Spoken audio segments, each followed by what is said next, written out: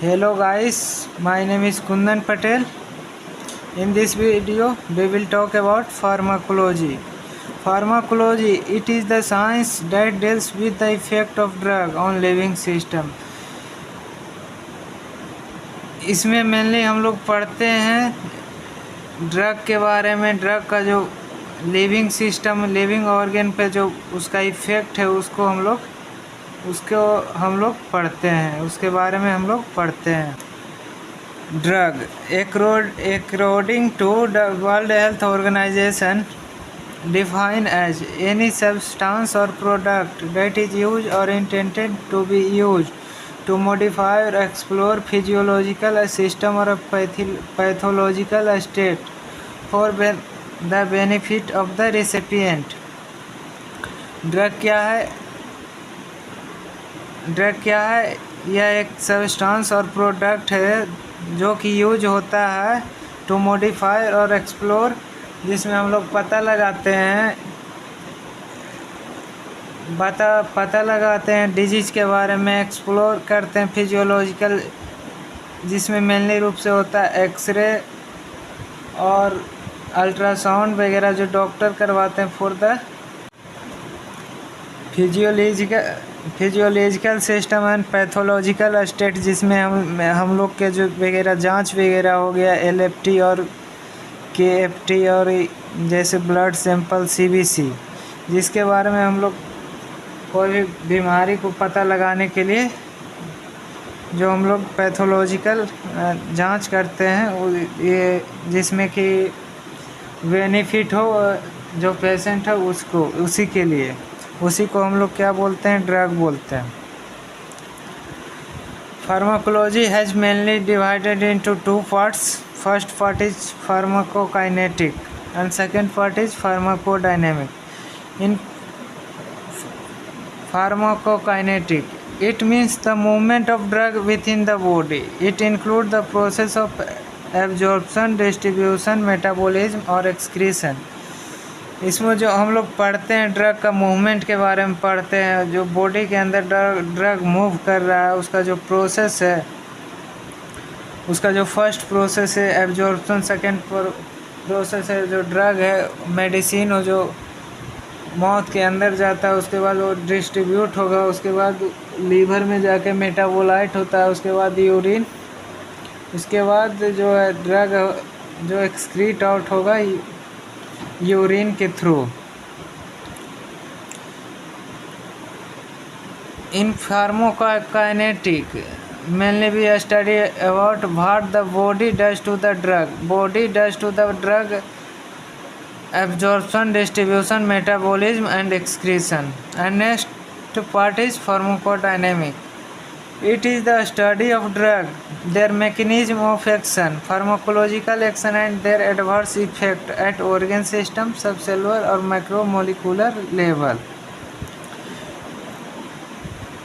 इसमें जो हम लोग पढ़ते हैं मेनली ड्रग के मेकानिज्म ऑफ एक्शन, मेनली इसके लिए पढ़ते हैं जो ड्रग जो मेडिसिन हम लोग दे रहे हैं उसका जो मेकानिज्म ऑफ एक्शन क्या है और जो उसका जो इफ़ेक्ट होने वाला है ऑर्गन पे या सब सेलुलर और माइक्रोमोलिकुलर लेवल पे क्या इफ़ेक्ट होगा दवा को, एडवर्स इफ़ेक्ट जो शो करेगा, एडवर्स इफ़ेक्ट क्या शो करेगा, उसी के बारे में हम लोग पढ़ते हैं।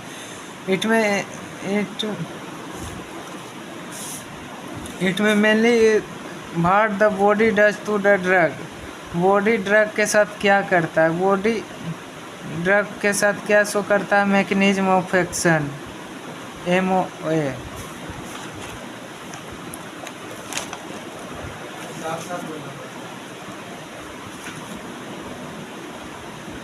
And next part is pharmacy. It is the branch of science that deals with the preparation, preservation, standardization and compounding, dispensing and proper utilization of drug। इसमें जो मेनली हम लोग पढ़ते हैं ड्रग को कैसे प्रिपेयर करते हैं, प्रिजर्व करेंगे और उसका जो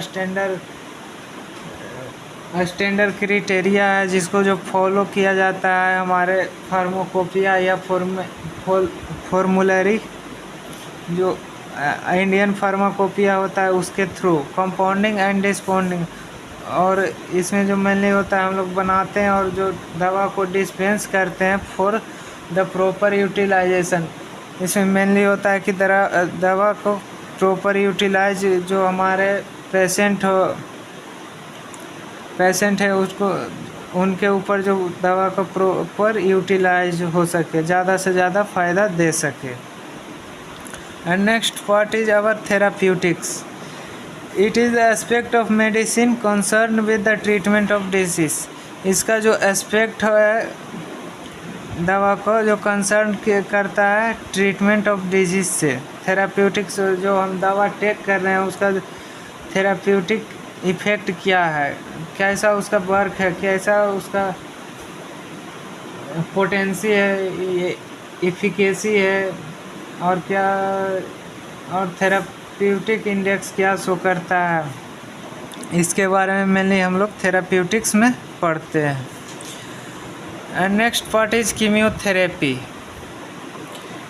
it deals with the treatment of infectious disease.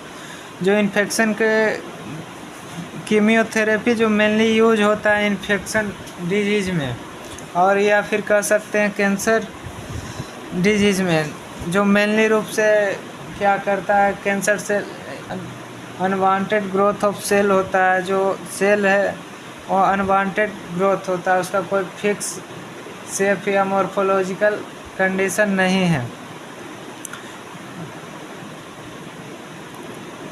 Chemical compound that cause relatively damage to the infecting organism और कैंसर सेल। वो क्या करता है हमारे बॉडी के ऊपर इफ़ेक्ट करता है, या फिर कह सकते हैं कैंसर सेल में जो अनवांटेड ग्रोथ ऑफ सेल होता है वो भी हमारे बॉडी को इफ़ेक्ट करता है। And next part is our toxicology. It is the study of poison, their action, detection, prevention and treatment of poisoning. इसमें मेनली रूप से हम लोग पढ़ते हैं पॉइजन के बारे में, उसका एक्शन क्या है, मैकेनिज्म ऑफ एक्शन क्या है, उसको कैसे हम लोग डिटेक्ट पहचान कैसे करेंगे, इसको प्रिवेंट हम लोग कैसे कर सकते हैं, एंड उसका जो फिर हम लोग ट्रीटमेंट कैसे कर सकते हैं पॉइजनिंग सब्सटेंस या फिर पॉइजन को।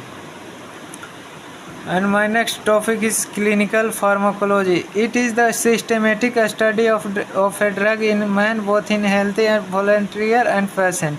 जो क्लिनिकल फार्माकोलॉजी है, जो इसमें मेनली हम लोग पढ़ते हैं कोई भी दवा या ड्रग के बारे में, या फिर हम लोग कह सकते हैं मेडिसिन के बारे में, जो कि मेनली रूप से होता है हेल्थी वॉलंटियर हो गया, जिसमें दोनों शामिल है, हेल्थी वॉलंटियर भी और क्या एज वेल एज पेशेंट भी शामिल होते हैं। It includes the evaluation of pharmacokinetic and pharmacodynamic data, safety, efficacy and adverse effect drug by comparative trial। Clinical pharmacology में मेनली रूप से 4 ट्रायल चलते हैं, first phase, second phase and third phase and fourth phase. इसमें जो हम लोग पढ़ते हैं फार्माकोकाइनेटिक एंड फार्माकोडायनेमिक इफ़ेक्ट के बारे में, जो दवा हम लोग मेडिसिन जो बना रहे हैं उसका इफ़िकेसी क्या है, सेफ्टी क्या है, एंड एडवर्स इफ़ेक्ट वो दवा क्या शो कर सकता है। मेनली रूप से क्लिनिकल फार्माकोलॉजी में यही बताया जाता है। क्लिनिकल ट्रायल्स जो होते हैं कोई भी दवा को बनाने के लिए जो पोस्ट मार्केटिंग में यूज होते हैं, मेनली रूप से कोई भी दवा को जो फिर मार्केट में लॉन्च किया जाता है उसी के लिए उसका एडवर्स इफ़ेक्ट क्या है, इफ़िकेसी कैसा है दवा को, सेफ्टी क्या है, इसी के बारे में हम लोग इसमें पढ़ते हैं। Next our topic is essential medicine. According to the world health organization, essential medicine are those medicine that satisfied the health care needs of majority of our population। जो हमारे की पॉपुलेशन कंट्री का, कोई भी कंट्री का population हो, जो majority of needs जो पूरा करता है उसी को हम लोग कहते हैं essential medicine. They should be assured quality available at all time in adequate quantities and appropriate doses form. जिसका जो क्वालिटी है जो एडुकेट मतलब कि प्रॉपर मात्रा में प्रेजेंट रहता है और एप्रोप्रिएट डोजेज फॉर्म में प्रेजेंट रहता है, वह हमारे क्या बोलते हैं मार्केट में इजीली हम लोग को मिल जाता है। क्या इसमें मेनली नसाइड्स होते हैं, non steroidal anti inflammatory drugs, iron and folic acid preparation for anaemia during pregnancy के दौरान होने वाली खून की कमियां जो एनीमिया होते हैं, जिसमें हम लोग मेनली पढ़ते हैं कि खून की कमी के कारण एनीमिया होते हैं, उसमें जो हमारे दवा बनते हैं आयरन एंड फोलिक एसिड का टैबलेट मार्केट में आता है, उसके इसी के लिए यूज कर इसेंशियल मेडिसिन के अंदर anti tubular drug like isoniazid, rifampicin, pyrazinamide and ethambutol. Over the counter drug, OTC drug, non prescription drug. Over the counter drug को हम लोग ओटीसी ड्रग भी बोलते हैं, नॉन प्रिस्क्रिप्शन ड्रग भी बोलते हैं। Drug that can be sold to a patient without the need of doctor prescription और नॉन प्रिस्क्रिप्शन और ओटीसी ड्रग। मेडिसिन जो मार्केट में हमारे केमिस्ट शॉप में इजीली हम लोग को मिल जाता है, उसके लिए हम लोग के डॉक्टर की जो प्रिस्क्रिप्शन होते हैं उसको हम लोग की आवश्यकता नहीं पड़ती है।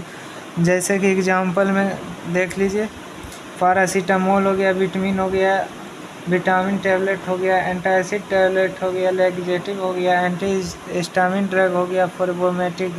जैसे कि हम लोग जानते हैं मार्केट में बहुत सारे एंटी इमेटिक ड्रग आते हैं जो कि वोमिटिंग के लिए यूज होते हैं। मेनली हम लोग वोमिटिंग के लिए ओंडेनसेट्रोन का टैबलेट यूज करते हैं, जो कि हम लोग को इजीली केमिस्ट शॉप पे मिल जाता है। कोल्ड एंड कफ के लिए जो दवा मिलता है उसी को हम लोग बोलते हैं नॉन प्रिस्क्रिप्शन और OTC drug, over the counter drug. Prescription drug. These are the drugs which can be obtained only on producing the prescription of registered medical practitioner. यह जो दवा होती है जो बिना प्रिस्क्रिप्शन को हम लोग को नहीं मिलता है। जैसे एग्जांपल में हो गया एंटीबायोटिक एंटीसाइकोटिक ड्रग, इसको हम लोग also known as schedule H drug कहते हैं, जिसके लिए हम लोग के डॉक्टर की पर्ची की आवश्यकता होती है। Next our topic is orphan drug that are use to diagnose treatment और प्रिवेंशन ऑफ रेयर डिजीज। वो बहुत कम बीमारी के लिए इसका हम लोग यूज करते हैं, फॉर डायग्नोसिस पर्पस के लिए, ट्रीटमेंट पर्पस के लिए और प्रिवेंशन के लिए, उसको कैसे हम लोग रोकथाम कर सकते हैं। The expenses incurred during the development, manufacture and marketing of the drug cannot be recovered by the pharmaceutical company from selling the drug. इसका जो ये दवा कोई भी फार्मास्यूटिकल कंपनी बनाती है, उसका जो कॉस्ट होता है, बनाने का कॉस्ट होता है, जो रिकवर नहीं हो पाता है, क्योंकि इसमें सरकार कोई सब्सिडी फार्मास्यूटिकल कंपनी को नहीं अलाउ करती है। एग्जाम्पल हो गया digoxin antibody for digoxin toxicity, fomepizole for methyl alcohol poisoning. Fomepizole नामक इसका जो मेडिसिन देखने को आप लोग को केमिस्ट स्टोर पे इजीली मिल जाएगा, जो कि यूज होता है मेथाइल अल्कोहल पॉइजनिंग में। They are intended to treat a condition which affect not more than 5 lakh person in India. जो ऑर्फन ड्रग है, जो इसका के उपयोग होता है मैंने ऐसे कंडीशन को ट्रीट करने में जिसमें इंडिया में 5 से ज़्यादा लोग इस रोग से ग्रसित न हुए, जिस पे इसका इफेक्ट नहीं हुआ। Thanks for watching, next part is coming soon.